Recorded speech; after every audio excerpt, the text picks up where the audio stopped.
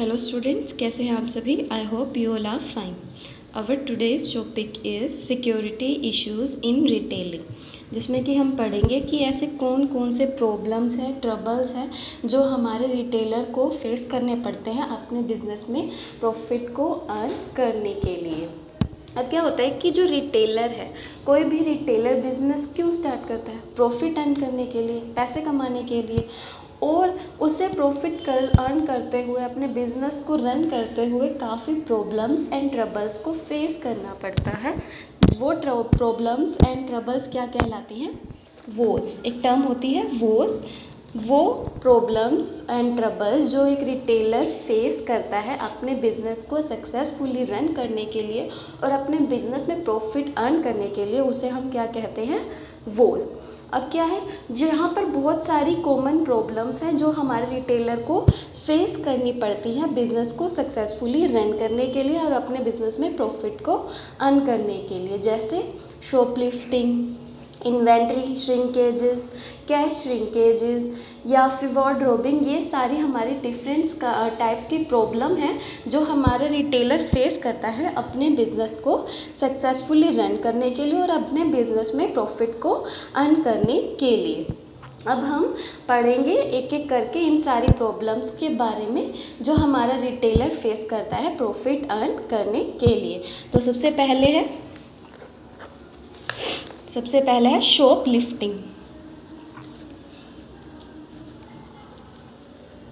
Shop lifting के अंदर क्या होता है कि जो हमारा कस्टमर है वो हमारे जो रिटेलर्स हैं उनके लिए प्रॉब्लम क्रिएट करते हैं। कैसे?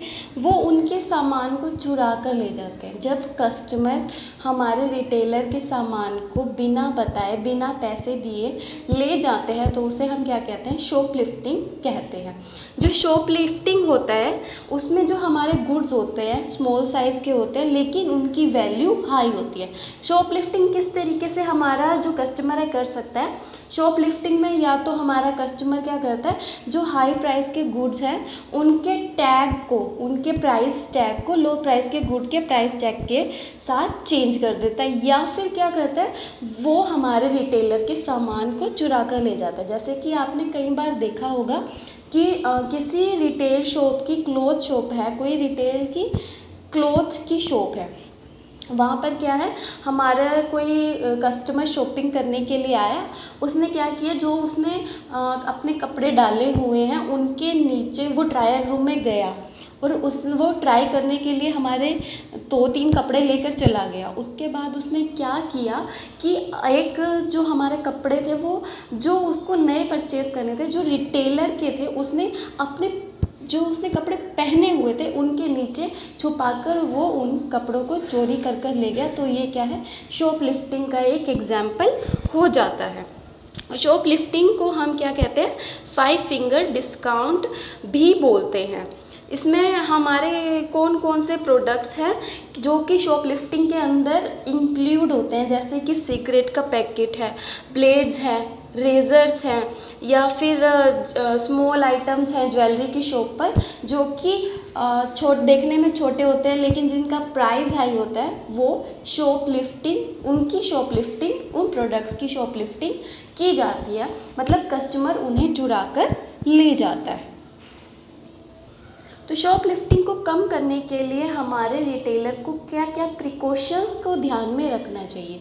सबसे पहले क्या है, उससे जो हाई प्राइस के गुड्स हैं उनको सेफ कस्टडी में रखना चाहिए सेल्समैन के पास। उसके अलावा जगह जगह पर अपने रिटेल स्टोर में उसे मिरर्स और या फिर कैमरास लगा कर रखने चाहिए ताकि कस्टमर को चोरी का चांस मिले ही ना। और उसे हर एक जगह पर अपने जो रिटेल स्टोर है उसके प्लेस पर लिख देना चाहिए, वार्निंग दे देनी चाहिए कि अगर आप शॉप लिफ्टिंग करते हैं, अगर आप सामान चुराते हैं तो उसके क्या क्या कॉन्सिक्वेंसेस हो सकते हैं। तो ये प्रिकॉशंस के थ्रू हमारा जो रिटेलर है शॉप लिफ्टिंग के इशू को कम कर सकता है। सेकंड, हमारे जो प्रॉब्लम्स है जो एक रिटेलर को फेस करनी पड़ती है वो है एम्प्लॉई थेफ्ट।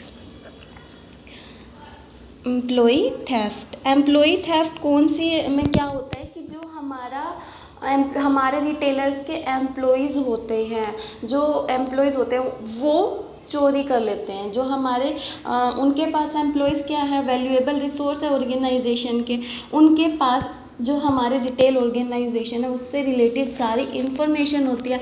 उसके अलावा क्या है, उनको पता होता है, एम्प्लॉयज़ को पता होता है कि कैश कहाँ पर रखा हुआ है, बुक्स ऑफ अकाउंट्स कहाँ पर रखे हुए हैं, उनके पास उनको सब कुछ एक ऑर्गेनाइजेशन के बारे में पता होता है। तो इसमें क्या करते हैं, एम्प्लॉयज़ या तो कैश की चोरी कर लेते हैं या फिर क्या करते हैं, बुक्स ऑफ अकाउंट्स में फ्रॉड कर देते हैं। इस तरीके से वो हमारे रिटेलर के लिए एक रिटेल बिजनेस में प्रॉब्लम क्रिएट करते हैं।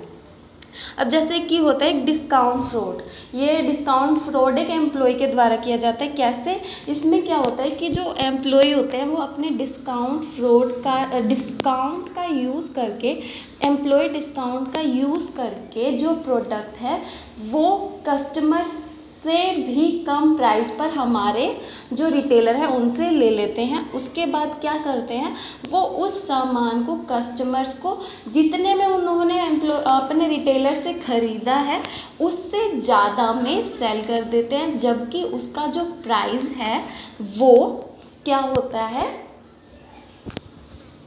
उसका प्राइस बहुत हाई होता है।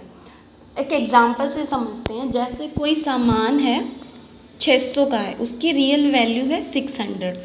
अब क्या है, जो रिटेलर है उसने अपने एम्प्लॉय को डिस्काउंट देकर वो प्रोडक्ट 400 में उसको सेल कर दिया।